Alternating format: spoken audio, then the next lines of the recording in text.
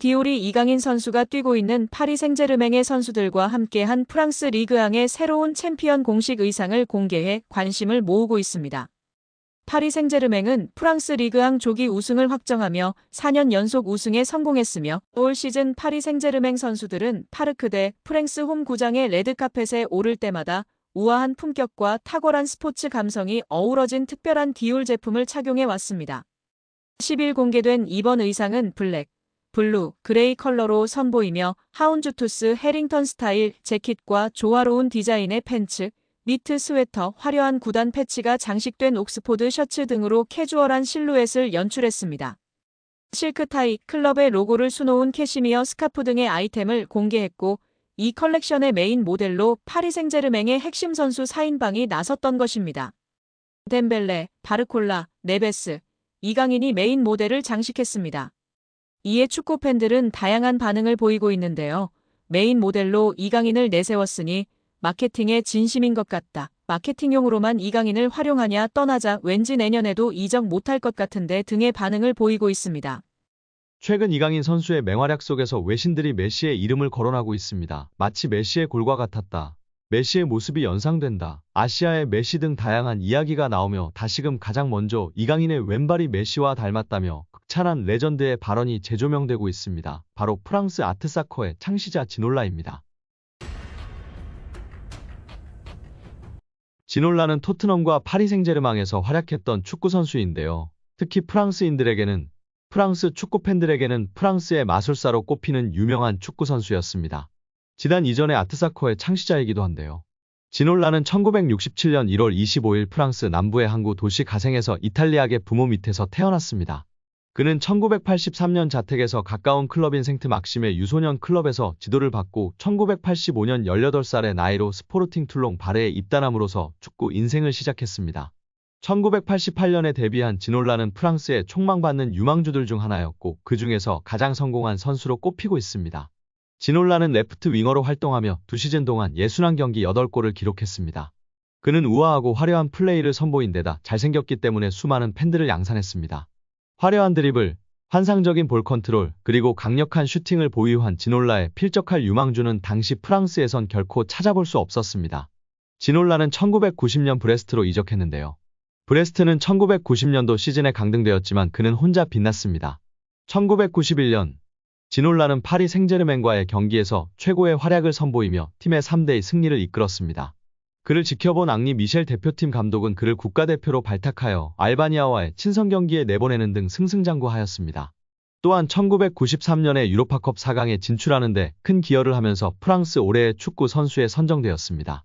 이 시기 지놀라는 제라르 울리의 프랑스 대표팀 감독의 부름을 받고 1994 미국 월드컵 지역 예선에서 주전 선수로 활약했고 17경기에 출장하여 3골을 기록했습니다. 그는 환상적인 개인기와 드리블을 선보이며 프랑스 최고의 인기남이 되었고 TV에 여러 차례 출연하여 화제의 중심에 서기도 했습니다. 특히 정교한 기술력을 가진 좌측 윙어로 드리블 테크닉을 통해 화려한 볼거리를 제공하여 팬들과 평론가 모두에게 극찬을 받았던 그라운드의 마법사였습니다.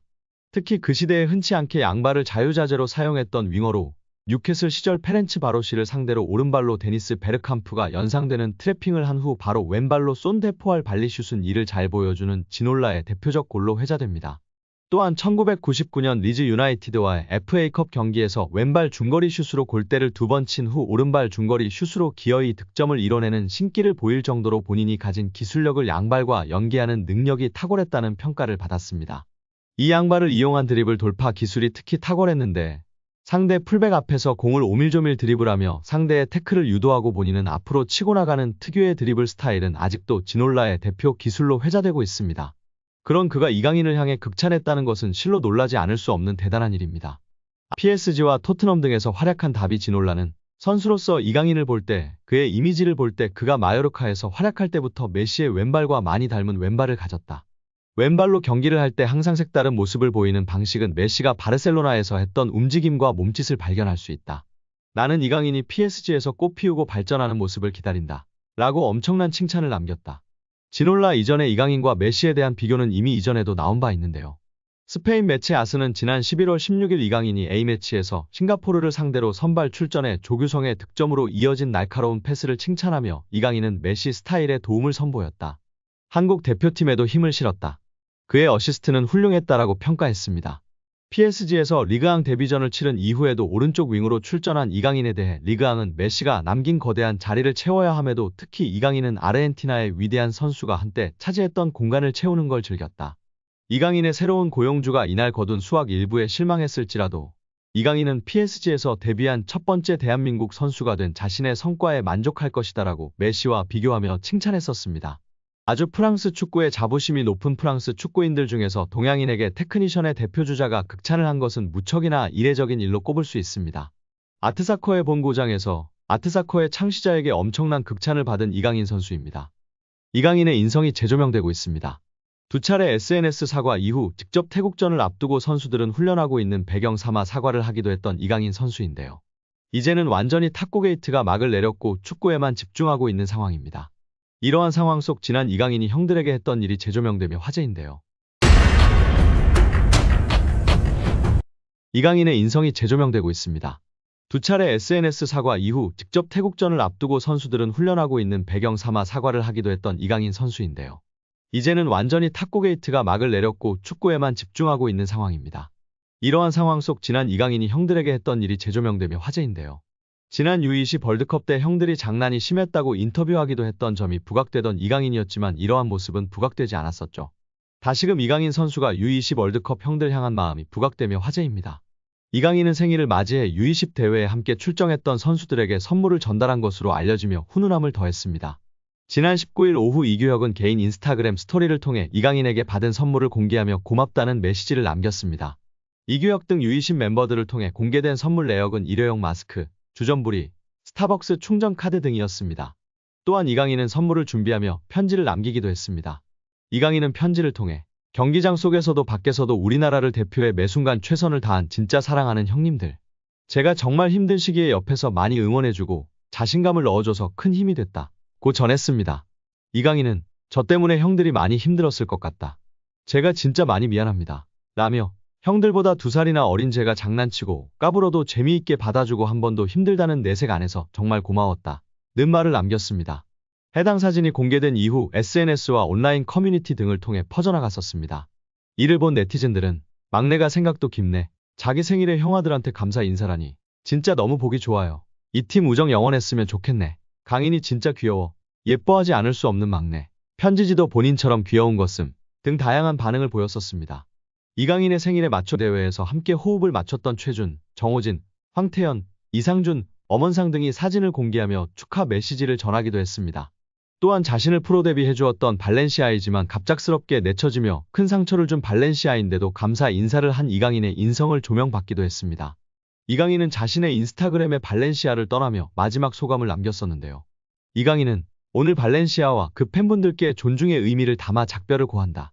이제는 제가 큰 희망을 품고 발렌시아 952 아문트를 외치며 제 앞에 있을 미래에 맞서겠다. 라고 입을 열었습니다. 그러면서 저는 발렌시아에서 선수뿐만 아니라 인간으로서 성장했다.